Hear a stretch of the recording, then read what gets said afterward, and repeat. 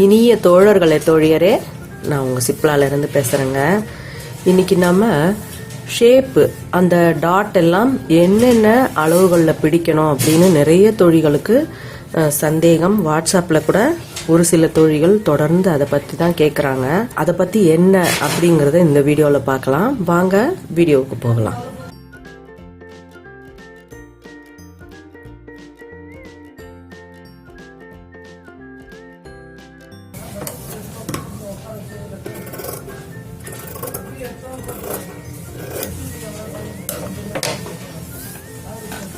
இப்போ இந்த மாதிரி 1 இன்ச் அளவுக்கு நம்ம முன்னாடி கர்வ் கொடுத்தோம்னா நமக்கு ஷேப்பு கரெக்டாக வந்து இந்த 2 பாயிண்ட்டும் மீட் ஆகும் அப்படிங்கிற விஷயம் உங்களுக்கு நான் ஏற்கனவே சொல்லி கொடுத்துருக்கேன்.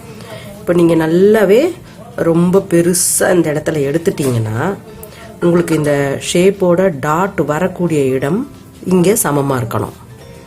நீங்கள் பிடிக்கக்கூடிய டாட்டோட இடம் சமமாக இருக்கணும். உங்களுக்கு இந்த குக்கி பட்டி சின்னதாக வேணும் அப்படின்னு சொல்லி நீங்கள் நல்ல இந்த இடத்துல நிறைய கழிக்கிறீங்க அப்படின்னு சொல்லும் பொழுது இப்போ இங்கே இப்படி இவ்வளோ அளவுக்கு நீங்கள் கட் பண்ணுறீங்க. இப்படி கட் பண்ணிட்டீங்கன்னா இந்த இடத்த தொடர்ச்சியாக நீங்கள் வளைவு கொடுத்து இந்த இடம் முடிக்கிறீங்கன்னு வச்சுக்கோங்க. இப்போ இதை நீங்கள் டாட் மடிக்கும் பொழுது இங்கே வெட்டுப்பட்ட பகுதியும் இதுவும் உங்களுக்கு ஜாயின் ஆகும். அப்படி ஜாயின் ஆகும் பொழுது உங்களுக்கு ஷேப்பு முன்னோக்கி ஏற ஆரம்பிச்சிடும். உங்களுக்கு அந்த டாட்டோட பாயிண்ட் மட்டும் இப்படி கோணலாக இருக்கும். நீங்கள் பிடிக்கக்கூடிய டாட்டே இப்படி இருக்கும். இந்த மாதிரி கோணலாக வந்தாலும் உங்களுக்கு அது ஒரு மாதிரி பொருத்தம் இல்லாமல் இருக்கும். நம்ம உடம்புல போடும் பொழுது தான் அதை பற்றி தெரியும். இப்போது தோழிகள் கேட்ட ஒரு சந்தேகம் அப்படின்னு சொல்லும் பொழுது, ஷோல்டர்லேருந்து நான் சென்டர் பாயிண்ட் எடுத்து தான் இந்த டாட்டோட எண்டை பிடிக்கிறேன் அப்படின்னு சொல்கிறாங்க. ஷோல்டர்லேருந்து நம்ம எடுக்கக்கூடிய அளவு சென்டராக இருக்கணும்னு கட்டாயம் கிடையாது. ஒரு சிலருக்கு ஒரு பக்கம் தள்ளி போகும், ஒரு பக்கம் முன்னாடி வரும். இந்த மாதிரி எல்லாம் நிறைய நான் உங்களுக்கு ஏற்கனவே சொல்லி கொடுத்துருக்கேன். அந்த தோழி கேட்டிருக்கிறது என்னன்னா, இப்போ நீங்கள் இந்த ஷோல்டர் கட் பண்ணுறீங்க.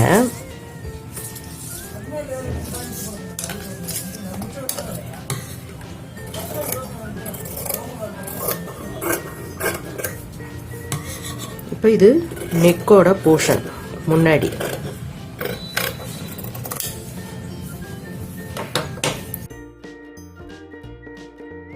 அவங்க என்ன சொல்றாங்க, இப்படி சென்டரில் பிடிச்சு நான் இந்த டாட்ல இந்த பாயிண்ட் மீட் ஆகிற இடத்துல தான் நான் இங்கே வைக்கிறேன் அப்படின்னு சொல்றாங்க. இங்கேயே தான் எல்லாருக்கும் வரும்னு சொல்ல முடியாது இல்லைங்களா.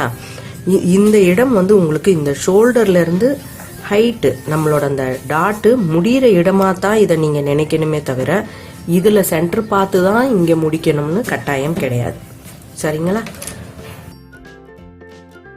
இப்போ ஒரு அளவு ப்ளவுஸில் நீங்கள் இந்த டாட்டை பிடிக்க போகிறீங்க. அளவு ப்ளவுஸ்லேருந்து எப்படி அந்த டாட்டோட அளவு கரெக்டாக, அந்த ப்ளவுஸ் கரெக்டாக இருக்குது, அந்த அளவே தான் நம்ம பிடிக்கணும் அப்படின்னு சொல்லும்பொழுது அதுலேருந்து எப்படி நம்ம அளவை எடுக்கிறதுன்னு பார்ப்போம். இப்போ நீங்கள் இந்த ப்ளவுஸில் டாட் வந்து ரொம்ப பர்ஃபெக்டாக இருக்குது அப்படின்னு சொல்லி கொடுக்குறாங்க. அப்படின்னும் பொழுது நீங்கள் இதை எப்படி நீங்கள் அளவு எடுக்கணும், நான் சொல்கிறது வந்து உங்களுக்கு இந்த ஷோல்டர்லேருந்து வர்ற பாயிண்ட்டு, இந்த மாதிரி கொக்கி பக்கத்துலேருந்து வர்ற பாயிண்ட் எல்லாமே மீட் ஆகிற மாதிரி அளவு ப்ளவுஸை வச்சே சொல்லித்தரேன்.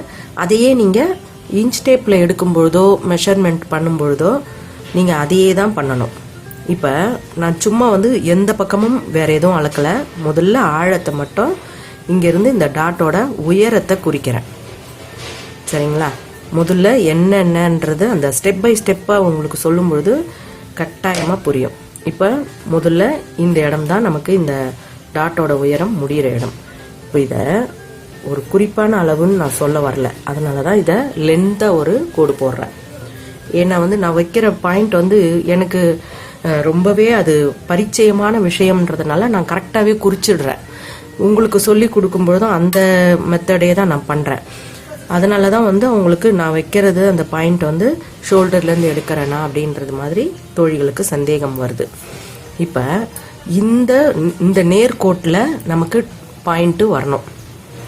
நீங்கள் ஷோல்டர்லேருந்து இந்த இடத்த இப்படி அளக்கும் பொழுதும் இந்த நம்ம வைக்கக்கூடிய இந்த பாயிண்ட்டு இந்த இடத்துல தான் முடியணும். நீங்கள் ஷோல்டர்லேருந்து மேலேருந்து அளந்துக்கிட்டு வரும்பொழுதும் நம்ம முடிக்கக்கூடிய பாயிண்ட்டு நம்ம இங்கே வைக்கிற அந்த உயரம், இது ரெண்டுமே கரெக்டாக உங்களுக்கு இந்த இடம் தான் ஒரு அடையாளம் நம்ம போட்டுக்கிறோம் முதல்ல. சரிங்களா? ஆனால் இதில் எந்த இடத்துல இங்கே வருமா இங்கே வருமா இங்கே வருமானதெல்லாம் இனிமேல் தான் பார்க்கணும். அந்த இனிமேல் பார்க்கணும்னு நான் சொல்லக்கூடிய விஷயம், இந்த கொக்கி பட்டியிலிருந்து நீங்கள் எடுக்கக்கூடிய இந்த அளவு தான் உங்களுக்கு இந்த மெயின் பாயிண்டோட, அந்த மெயின் டாட்டோட பாயிண்ட் எந்த இடத்துல குறிக்கிறோம் அப்படிங்கிற முக்கியமான விஷயம் இந்த கொக்கி பட்டியிலிருந்து நீங்கள் எடுக்கக்கூடிய அளவு தான். நீங்கள் இதை இப்படி முன்னோக்கி வச்சிட்டோம்னா ஷேப் ரெண்டும் முன்பக்கமாக குவிஞ்ச மாதிரி ஆகிடும். இல்லை நீங்கள் இப்படி தள்ளி வச்சிட்டிங்கன்னா ரெண்டுமே சம்மந்தம் இல்லாமல் தனித்தனியாக இருக்கும். நல்ல ஒரு கரெக்டான பொசிஷன் வரணும்னா இந்த பாயிண்ட்டு ரொம்பவே முக்கியம். இதுதான் நான் உங்களுக்கு ஏற்கனவே சொல்லி கொடுத்துருக்கேன். ஆனால் இந்த அளவுக்கு இது தெளிவாக உங்களுக்கு ரீச் ஆச்சான்னு எனக்கு தெரியல. இப்போ நான் வைக்கிற இந்த பாயிண்ட்டை பாருங்கள்.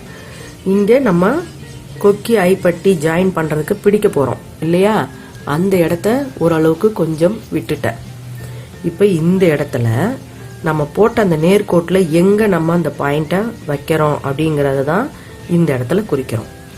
ஓகேவா? இப்போ இதை குறிச்சிட்டேன். இப்போ நீங்கள் இதை ஷோல்டர்லேருந்து எடுத்து பாருங்கள், கரெக்டாக ஷோல்டருக்கு நேராக வருதான்னு. இப்போ இதை இப்படி மடித்து பார்த்துட்டு நீங்கள் வைக்கக்கூடியது இந்த கோட்டில் வருதா, வரவில்லை. சரிங்களா? இப்போ இந்த பக்கம் வச்சு இது வரல. அப்போ நீங்கள் இது நேராக தான் பிடிப்பேன்னு நீங்கள் இதை பிடிச்சிங்கன்னா கட்டாயமாக உங்களோட அந்த ஷேப்பு மெயின் பாயிண்ட்டு அந்த இந்த கரெக்டாக அந்த முடிகிற இடம் இந்த பாயிண்ட் உங்களுக்கு குவிஞ்ச மாதிரி, ரெண்டும் ஒன்னோட ஒன்று, ரெண்டு ஷேப்பும் இணைஞ்ச மாதிரி ஒரு நல்லா இல்லாத ஒரு தோற்றத்தை உருவாக்கிடும். இப்போ உங்களுக்கு தேவையான பாயிண்ட்டு இதுதான். சரிங்களா? இந்த இடத்துல தான் நீங்கள் இந்த டாட்டை முடிக்கணும். இப்போ நம்ம வெறும் இந்த டாட் மட்டுமே உங்களுக்கு ஷேப்பை சரியாக நிர்ணயிக்குமான்னா கிடையாது. அதுலேயும் சில விஷயங்கள் இருக்குது. இப்போ இந்த டாட்டு இங்கே தான் முடியுதுன்னு நம்ம இங்கே வச்சு பிடிக்கிறோம். பிடிச்சிட்டு இதை இந்த நம்ம பிடிக்கக்கூடிய இந்த இடத்த எவ்வளவு, நிறைய தோழிகளுக்கு பெரிய அளவாக இருந்ததுன்னா அவங்களுக்கு அதிகபட்சமாக 1.25 அளவு கூட போகும். ஷேப்போட அளவு 1.25 வரைக்கும் கூட போகும். ஒரு சில தோழிகளுக்கு ரொம்பவே குறைவாக இருக்கும்பொழுது 1 இன்ச்சே போதும். சரிங்களா? நம்மளுக்கு ரொம்பவே மீடியமாக இருக்குன்னா 1.5 அல்லது 1.25 தான் சரியாக இருக்கும். அதை நீங்கள் எடுக்கும் பொழுது கூட இந்த பாயிண்ட்டும் இந்த பாயிண்ட்டும் கரெக்டாக வரணும். நீங்கள் அதை இப்படியெல்லாம் எடுத்தீங்கன்னா அது வேறு வேறு மாதிரி இருக்கும் ஷேப்பு. கரெக்டாக அந்த எண்டிங் பாயிண்டில் அப்படி எடுத்துக்கோங்க. எடுத்துட்டு நீங்கள் எங்கே அந்த டாட்டை பிடிக்க போகிறீங்களோ அந்த இடத்துல ஒரு நாட்ச் போட்டுக்கிட்டிங்கன்னா நீங்கள் பிடிக்கக்கூடியது ரெண்டுமே சம அளவில் வரும். சரிங்களா? இப்போ நான் இதை ஒரு பாயிண்ட் உங்களுக்கு பிடிச்சு காட்டுறேன். இப்போ 3 ஷேப்புமே, அதாவது 3 டாட்டுமே சரியாக மீட் ஆனால் தான் உங்களுக்கு அந்த ஷேப்பு கரெக்டாக கிடைக்கும் அப்படின்றத சொல்லியிருந்தேன் இல்லையா? இப்போ ஒரு சிலர் இந்த கொக்கி ஐப்பட்டியில் இப்படி சமம் பண்ணி இப்படி எடுப்பாங்க. அதுவும் தவறான விஷயம். இப்போ ஒரு சிலருக்கு ரொம்பவே மார்பகம் மேலே இருக்கும், ஒரு சிலருக்கு கொஞ்சம் ஏஜ்டுன்னா அவங்களுக்கு கொஞ்சம் கீழே இருக்கும். அந்த மாதிரிலாம் இருக்கும்பொழுது நீங்கள் இதையெல்லாம் சமப்படுத்தி பண்ணுறது தவறான விஷயமா இருக்கும். இப்போ இந்த நேர்கோட்டில் வருது. இப்போ நம்ம பிடிக்கக்கூடிய டாட்டும் இங்கே தான் மெயின் டாட்டும், சைடு டாட்டும் இங்கே வந்தால் அது கரெக்டாக இருக்காது. அதனால் நமக்கு தேவையான இந்த முக்கியமான முதல் பாயிண்ட்டை நம்ம கரெக்டாக வச்சுட்டோம்னா அதுக்கு பிறகு இங்கேருந்து ஒரு 1.5 இன்ச் அளவுக்கு கொஞ்சம் மேலே ஏற்றின மாதிரி வைங்க. ஓகேவா? அதே மாதிரியே இங்கேருந்து இங்கேயும் ஒரு 1.5 இன்ச் அளவுக்கு மேலே ஏற்றின மாதிரி இங்கே வைங்க. அதாவது இங்கேருந்து நீங்கள் இந்த ஸ்லாண்டிங்லேருந்து இங்கே மேலே ஏறுறது ஒரு 1/2 இன்ச்சாக இருந்தால் இங்கேருந்து நீங்கள் ஏற்றுறது நல்லாவே ஒரு 1.5-2 இன்ச் அளவுக்கு உயரத்தில் இதை முடியுங்க. இதை உயரத்தில் வச்சிங்கன்னா இப்போ இந்த இடமும் இந்த இடமும் இந்த லென்த்து ஒரே மாதிரி இருக்கணும். இதுக்கும் அதுக்கும் வந்து கொஞ்சம் லென்த்து கூடவா இருக்கும். அதாவது இந்த கொக்கி பட்டிக்கும் ஆம்ஹோல் சைடில் பிடிக்கிற அந்த டாட்டுக்கும் இடைவெளி கொஞ்சம் கூடுதலாக இருக்கும். அதனால் ஒன்றும் பிரச்சனை இல்லை. ஆனால் நீங்கள் அதை வந்து ரொம்பவே நெருக்கமாக போடக்கூடாது. இந்த இடம் வந்து ரொம்ப இறங்கி வந்துருச்சுனாலும் நல்லா இருக்காது. இப்போ இந்த 3ஐயும் நான் பிடிச்சு காட்டுறேன் பாருங்கள். இன்னொரு பக்கத்துக்கு உண்டான அளவை நான் இப்படி வச்சுக்கிறேன். இப்போ இன்னொரு பக்கத்துக்கு உண்டான அளவை இங்கே வச்சுருக்கேன். ஆனால் இதில் பிடிச்சிட்டு உங்களுக்கு ஒரு சில சந்தேகங்கள் திரும்பவும் அதில் என்னன்னு கிளியர் பண்ணுறேன் பாருங்கள்.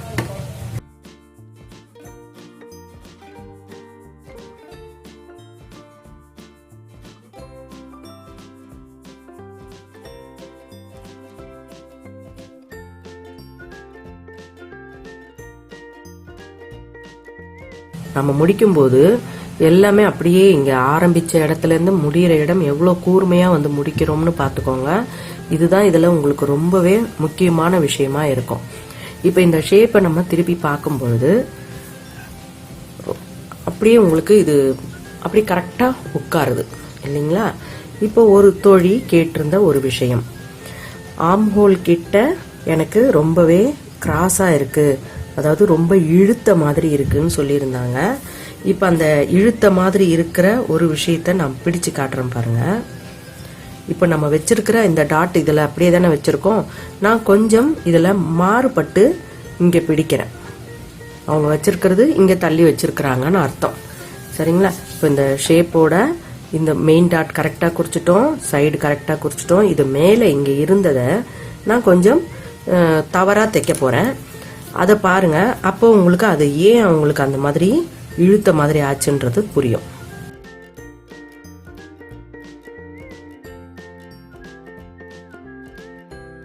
இப்போ ஒரு பக்கம் வந்து நாட்சு சரியா விழலை. அது விழாததால நம்ம அப்படியே தச்சிடக்கூடாது. விழாததால அது எங்க விழுந்திருக்கும் அப்படின்றத திரும்பவும் அளவுல வச்சு அதை குறிச்சுக்கிட்டு அதே மாதிரியே தான் தைக்கிறேன்.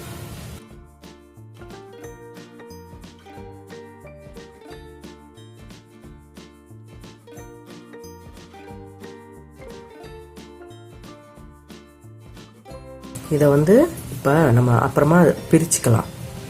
இப்போ அந்த தவறாக போட்டிருக்கிறதுனால என்ன விளைவுன்றது உங்களுக்கு இதில் பார்த்தாலே தெரியும். ஷேப் என்னமோ சரியாக இருக்கிற மாதிரி தெரியும். ஆனால் இந்த டாட்டு இந்த பக்கம் இருக்குது.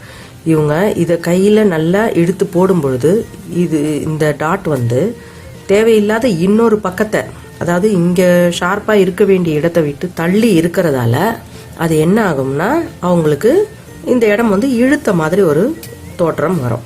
இப்போ இந்த மாதிரி இருக்கும்பொழுது நீங்கள் அவங்க போட்டு பார்த்த உடனேவே ஷேப் வந்து இங்கே தள்ளி இருக்குது அப்படின்னும் பொழுது இதோட இணைஞ்ச மாதிரி தான் இது இருக்கணும். இந்த 3ம் ஒரு டிக் அடித்த மாதிரி நமக்கு தெரியணும். இப்போ நீங்கள் இப்படி வச்சுட்டு பார்க்கும்பொழுது இப்படி வந்து இப்படி மேல் நோக்கி இருக்கணும். இப்படி வந்து இப்படி வி மாதிரி இப்படி பரப்பின மாதிரி, அதாவது இப்படி பரப்பி விட்ட மாதிரி இந்த பக்கமாக வரக்கூடாது. நம்ம ஒரு டிக் அடிக்கிறோம்னா நம்ம இப்படி தான் அடிப்போம் இல்லையா? இப்போ இந்த டிக் அடிக்கிற மாதிரியே தான் உங்களுக்கு இந்த டாட்டும் வரணும். இங்கே மெயின் டாட் வருதுன்னா இங்கே சைடு டாட் வரணும். இந்த மேல் நோக்கின டாட்டு அது மேலே வந்தாலும் சரி, அதனுடைய பாதையிலேயே கீழே வந்தாலும் சரி, இது எப்படி வந்தாலுமே சரியாக வந்துடும்.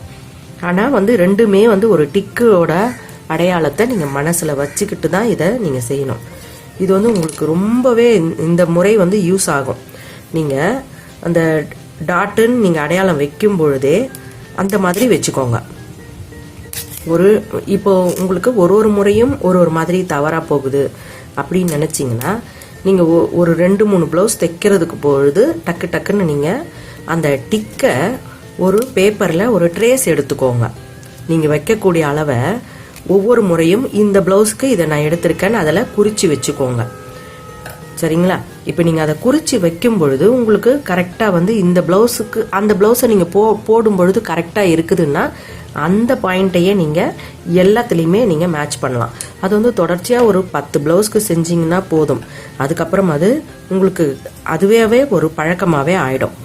இப்போ இது இடது பக்கம் டிக்கு, இந்த பக்கம் போடும்பொழுது நமக்கு வலது பக்கம் டிக்குன்னு வரும். அப்போ நம்ம அதை தானே அப்படியே டாட்டா வைக்க போகிறோம். இப்போ இங்கேருந்து இந்த மெயின் டாட் வரைக்கும் ஒரு கோடு போடுறோம். இந்த கோட்டில் இருந்து மேல் நோக்கி தான் நமக்கு அந்த சைட் டாட்டு போகணும். ஓகேங்களா? அதாவது இப்படி வந்து இப்படி போகணும். அதை நினைவு வச்சுக்கிட்டு நீங்கள் இதை குறிச்சிங்கன்னா போதும். இப்போ உங்களுக்கு இந்த சைடில் இழுக்கிறது கூட வாட்ஸ்அப்பில் கேட்ட தோழிக்கும் இதுவே வந்து இந்த வீடியோவை நான் விரைவாக போடுறேன்னு சொல்லியிருந்தேன், அதனால் போட்டுட்டேன். இப்போ இந்த நம்ம தவறாக குறித்த இடத்துல இருந்து முதல்ல குறித்த இடத்துக்கு திரும்பவும் ஒரு டாட் போடலாம். இப்போ பார்த்தீங்கன்னா உங்களுக்கு தெரியும். சரியா? இப்போது இதுலேயே ஷோல்டர் முன்னாடி இறங்குது அப்படின்னு சொல்கிற தோழிகளுக்கும் இதுலேயே ஒரு விஷயம். அதாவது இப்போ ஷோல்டர் முன்னோக்கி இறங்குது அப்படின்னு சொல்கிறாங்க இல்லையா அவங்க, அந்த மாதிரி இறங்குற தோழிகள் இந்த ஷோல்டரில் இருந்து கட்டு வரைக்கும் வைக்கக்கூடிய அளவை 1 இன்ச்சு நீங்கள் அதிகப்படுத்தி வைங்கன்னு நான் சொல்லுவேன். ஏன்னா அந்த இந்த கட்டு வந்து எந்த அளவில் முடியுதோ அது என்ன ஆகும், கரெக்டாக நம்மளோட மார்பகத்துக்கு கீழே தான் நம்ம கட்சோலி பட்டிலாம் இங்கே கொடுக்குறோம் இல்லையா, இந்த வெட்டுப்பட்ட பகுதி கரெக்டாக மார்புக்கு கீழே வளைஞ்சு வந்து நின்றுடும். இப்போ அது வளைஞ்சு வந்து நின்ன உடனே ஆட்டோமேட்டிக்காக ஷோல்டர் கரெக்டாக ஷோல்டரில் நிற்காம 1 இன்ச்சு கீழே இறங்கிடும். நம்ம கொஞ்சம் குறைச்சி வச்சுருந்தோம்னா அந்த மாதிரி இறக்கம் வர்றதுக்கு காரணம் அதுதான். இப்போ அந்த மாதிரி இறங்காமல் இருக்கணும்னா நீங்கள் இந்த இடத்துல உங்களுக்கு துணியை அதிகப்படுத்தணும் இல்லையா, அதனால தான் ஷோல்டர்லேருந்து இந்த கட்சோலி கட்டு வரைக்கும் வைக்கக்கூடிய அளவை கொஞ்சம் இன்க்ரீஸ் பண்ணுங்க அப்படின்னு சொல்லுவேன் இல்லையா. நீங்கள் அதை கூடுதலாக வச்சுட்டிங்கன்னா இப்போ டாட்டை எப்படி பிடிக்கணும் அப்படின்றதும் உங்களுக்கு இதில் சந்தேகம் வரும்.